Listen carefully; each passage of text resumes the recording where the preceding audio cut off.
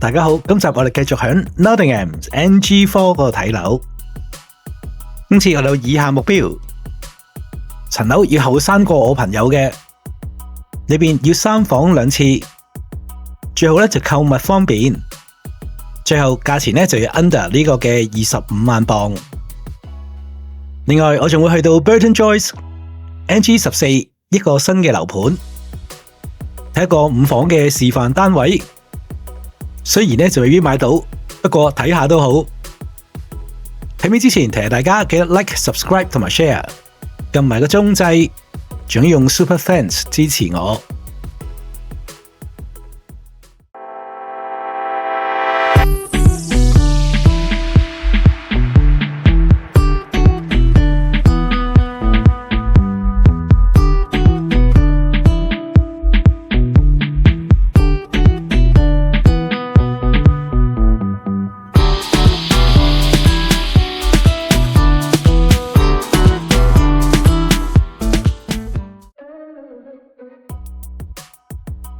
首先頭2間屋咧就係位於呢個嘅 Leatherfields 呢個地方，之前都介紹過，購物搭車非常之方便嘅。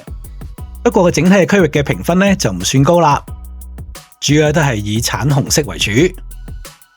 罪案率雖然都低過全國嘅平均值，但係留意到咧佢呢個店鋪盜竊嗰度，甚至乎比全國更高，所以拉高咗呢個 crime rate。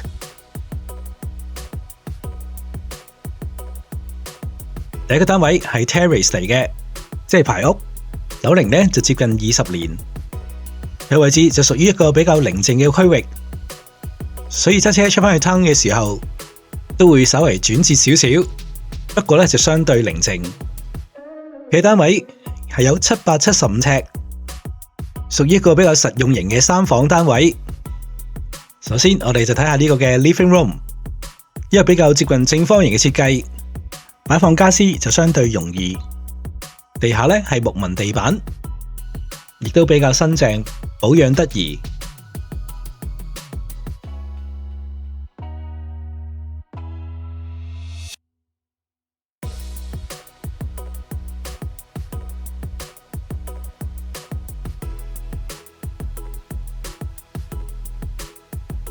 樓梯底有一個廁所。size 咧就正常呢啲細嘅廁所啦，地下咧就鋪咗磚，咁樣濕咗咧都好容易處理。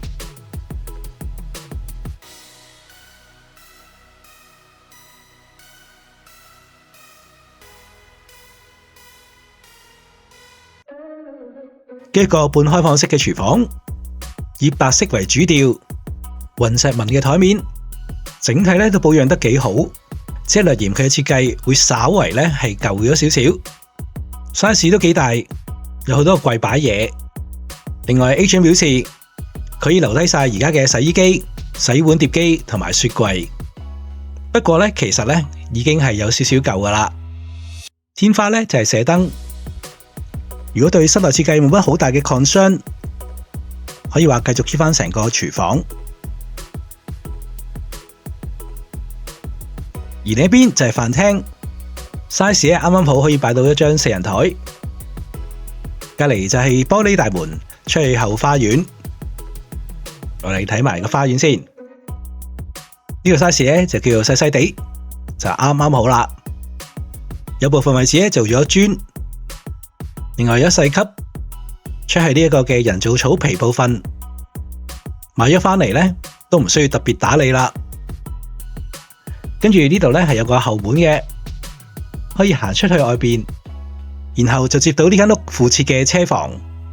佢位於隔籬單位嘅樓下，唔怕車，愛嚟擺嘢都 OK。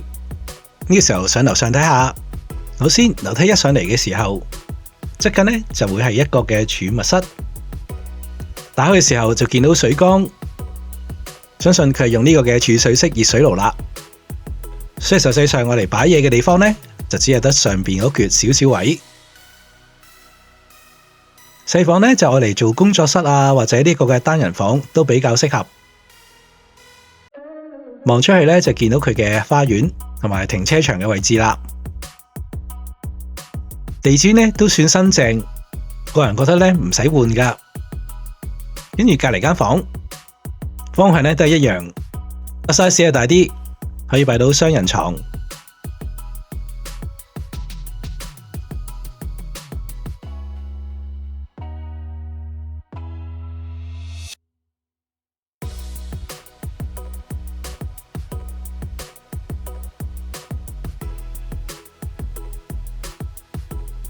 跟住係浴室，側跟咧佢就鋪咗呢個嘅防水板，整體裝修咧比較簡約。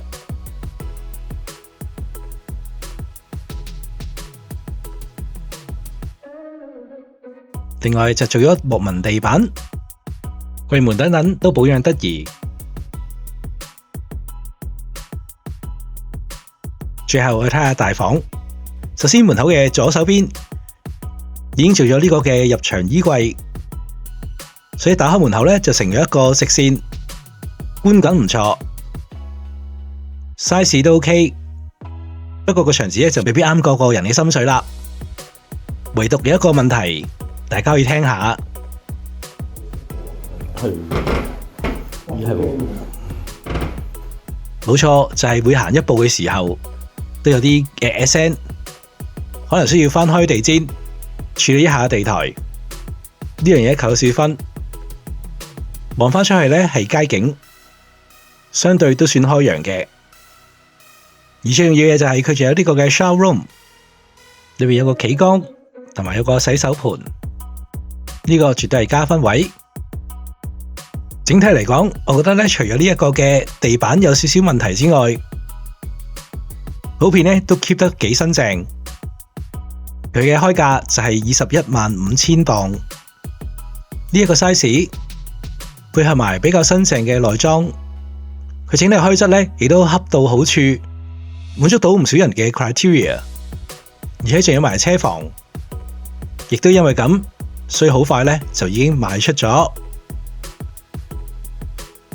跟住第二間，你同呢個盤咧都比較接近，不過佢就位於自成一角嘅掘頭巷度，感覺咧都唔錯噶。佢落口有一間小學。而行入去嘅時候，側近呢就係一個大嘅草地同埋公園，環境都算唔錯。本身呢佢就係好似一個排屋咁樣樣，但係佢屋嘅結構上又其實係 semi-detached， 因為佢主要都係車房連接住其他嘅樓宇。佢同樣呢都係未夠20年樓，唔計車房，佢面積呢大概750尺。首先入去大門口嘅右手邊就係一個洗手間，呈長方形設計。木紋地板，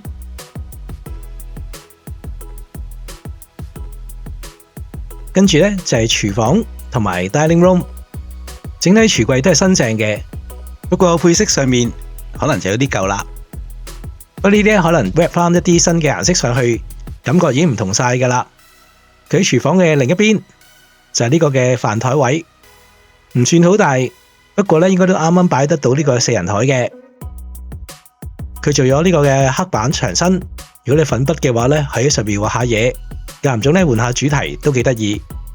波乸咧都仲用得嘅，益住檢查，不過咧都係舊舊地噶啦。跟住我哋睇下客廳，樓梯底下邊有個儲物室，方便擺嘢。對比起頭先嘅地氈，呢一間咧就稍為舊啲啦。客廳呈長方形，擺位咧相當之方便。而且擺到唔少嘢，一個闊嘅玻璃門，採光十足。我而家睇下佢隔籬嘅車房，裏面都非常之整齊同新淨，而且有門口同埋窗，門口可以直接通返去後花園嘅位置，順便睇埋花園。整體都算平整，有輕微嘅車道，若佢盡頭冇整到呢個嘅圍欄，只用呢個鐵絲網呢，就去相隔住公共嘅地方。雖然視野咧就好廣闊，但係咧私隱度可能咧有啲影響，有需要咧就可能要自己加裝返啦。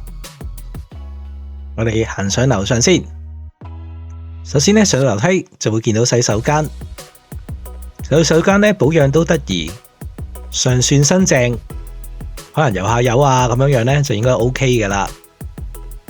浴缸嘅設計同埋專紋咧都稍為有啲時代感。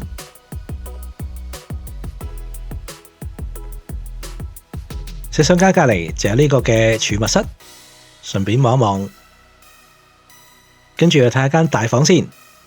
佢望住後花園，相當開揚，嘢 size 都幾大。擺完雙人床都仲有好多位擺其他嘢，不過個人覺得張地氈呢就一定要換啦，因為都幾舊。跟住睇下細房，可以用一目了然就形容啦。雖然細細地，不過咧做單人房亦都冇問題。佢望到嘅呢就係外邊嘅停車場樓景，都算幾開揚舒服嘅。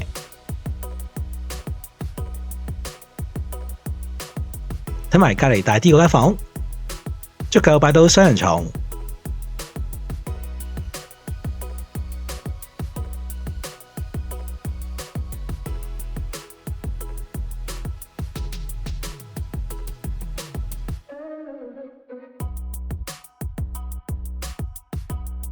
值得一提嘅就係佢喺走廊上面嘅天花，突然間多咗一嚿咁嘅嘢。雖然咧 A 選答唔到係咩嚟，但咧我哋估計應該係一個特色嘅設計。屋頂咧有個天窗，等啲陽光咧可以射入去呢一個嘅屋裏邊，製造一個特別嘅採光效果。佢開價係22萬磅，喺市場上邊放售咗一段時間之後，亦都已經賣出咗啦。證明呢啲 size、樓齡同埋價位嘅屋呢，市場係有一定嘅承接力。第三間我哋就會去另一個區，佢係位於 Gatling， 一個大概3年嘅樓盤，相對比頭先 Netherfields 呢度購物配套呢就冇咁方便，不過呢就勝在遠離繁囂。佢嘅區域評分係屬於高，係綠色嘅，而且 crime rate 亦都相對非常之低。今次睇嘅都係一個 terrace house， 佢就冇車房，就有自己嘅 driveway 泊喺門口。由於樓齡仲係好新，想望落去呢，就同新樓分別唔係好大啫。佢樓下有個通道，行返去花園嘅門口。單位呢都係屬於一個細嘅3房單位啦，大概743尺。首先呢，就睇下呢個廚房同埋食用區，相對比頭先嗰兩間呢，就冇咁分明啦。所有呢設計都係相當之 modern 新淨，但係呢業主呢就擺咗一個嘅圓台。雖然張台同凳設計都好有品味，但係呢感覺就令到空間更加窄啦。跟住 living room size 呢就真係唔算好大啦，相對比起頭先嗰兩間呢，採光度亦都冇咁足。不過睇得出呢個業主都幾有品味，呢個 feature wall 設計都好靚。基本上所有嘢我覺得呢就唔使特別再裝修過、再整過嘅，呢個係一個優點。而房呢度呢有個凹位，如果將佢加個簾，變成一個儲物區，或者整一個大嘅櫃，我嚟擺嘢，可能呢就會更加適合。跟住睇埋洗手間，個人覺得呢其實設計係幾靚嘅，只不過呢佢始終喺呢個樓梯底下邊，洗手間嘅 headroom 呢就未必太夠啦。跟住睇下花園，呢個花園呢係有2層嘅，可能而家啲 young couple 都係中意啲簡單啲，唔使咁多打理，所以都係變咗做呢個嘅人造草坯。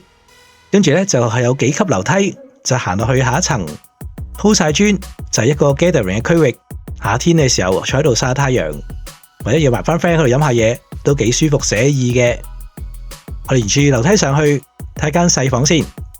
而家呢佢就做咗呢個嘅化妝室，睇尺數嘅話呢，應該都要擺到一張雙人床嘅。其實不過擺完呢就唔會太多位。天花亦都係呢個射燈。隔籬間房呢就大啲，可以擺到雙人床，不過暫時呢就比較亂。我哋就喺外邊咁樣望一望啦。跟住就係浴室，設計簡約，都 keep 得幾新淨。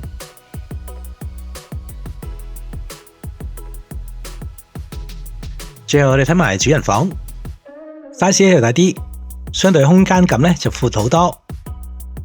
佢一邊擺放咗衣櫃，隔籬呢仲有一個細嘅儲物室，不過呢真係擺咗幾多嘢。另一邊呢就可以做到3邊落床嘅。佢叫價呢係25萬磅，呢間咧相對咧就逼傑啲，不過咧所有嘢裝修啊各齊咧真係唔使搞噶啦。我覺得定價都合理嘅，佢屬於新嘅大型發展樓盤，所以佢有 management free 呢樣嘢咧，可能就值得考慮啦。我先去睇完其中一間 Netherfield 嘅樓，行大概10分鐘左右，就去到另一個新嘅發展區啦。呢度係 Burton Joyce， 佢對面咧就有 Popeyes 同埋 Aldi Two Station， 而且咧行路大概10分鐘左右，已經去到 Netherfield 嘅 Victoria Retail Park， 裏邊咧就好多嘢買噶啦，所以咧絕對咧係不缺生活所需。咁既然行過路過就唔好錯過，入去望下啲示範單位先。佢 developer 係 Charles Church， 佢開放咗一個5房嘅單位，冇錯，一定咧就唔係我哋今次嘅目標嚟噶啦。不過咧點都睇下先，佢大概係1900尺，另外仲有一個大嘅車房，泊到2架車。首先要睇下地下，由呢個嘅客廳開始睇下先。客廳呈長方形嘅設計，擺到大 sofa， 都有啲空間嘅。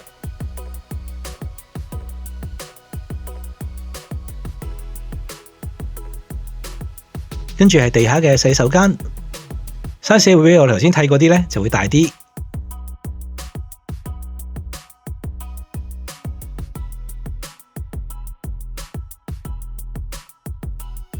跟住就係廚房，呢啲 modern 嘅設計，另外有張吧台可以招呼下朋友，整體格局咧都係高檔。另外佢仲有一個 utility room， 呢度可以擺放洗衣機。有陣時咧，如果外邊落雨，可以喺度咧晾埋衫都 OK。呢度咧就有一個好大嘅玻璃接門，提供足夠嘅採光。隔籬嗰邊咧就係飯廳，呈長方形設計。佢而家嘅示範單位就擺完呢個嘅4人台之後，再喺前邊咧擺啲幾小梳化同埋電視，加埋呢個工作台。如果多人一齊住嘅話，可能呢度咧可以變成10幾人嘅長台都冇問題。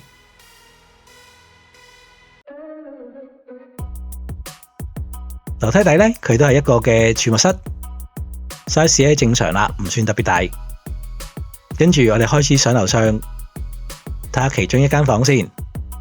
示範單位咧，一邊就擺咗一個大衣櫃，另外咧就擺咗呢個嘅碌架床。但係 size 咧足夠可以擺到雙人床嘅。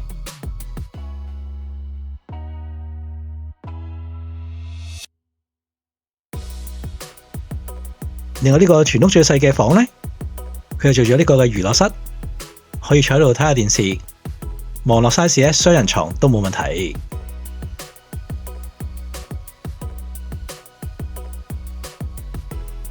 跟住咧呢間係大啲嘅雙人房，同樣一邊擺咗衣櫃，另一邊擺完雙人床，都仲有啲空間。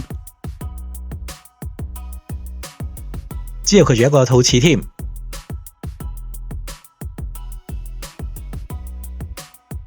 裏邊咧仲要買嚟企缸，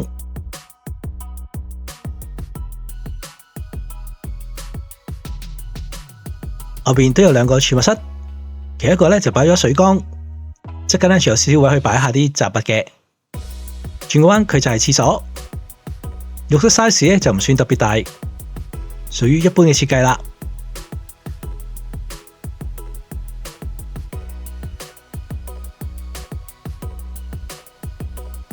跟住咧就有呢個細細嘅儲物室，隔籬就係另一間雙人房啦。佢呢度設計咧就當成嘅小朋友室，一邊咧就擺放咗佢嘅電腦同埋衣櫃。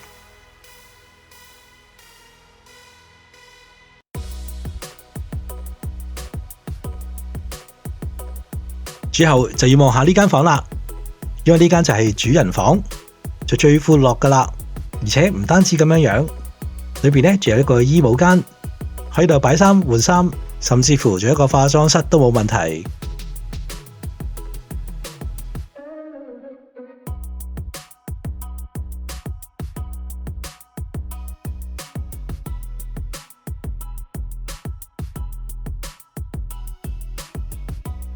而另一邊入口咧，就係佢嘅套廁啦。size 同頭先另一間嘅套廁差唔多，同樣咧都係有窗嘅。整體咧都幾多槍，所以採光度咧都 OK。最後就係價錢啦，佢價錢就係565000鎊。諗下而家 Nottingham 係咩樓價，已經開始越嚟越貴啦。呢個價錢足夠咧就買到2間我哋之前睇過嘅3房單位，仲有錢剩。如果俾你嘅話，你又會點選擇呢？歡迎留言話俾我聽。今集嘅睇樓咧就去到咁多啦，下集堪記士多，我哋再見，拜拜。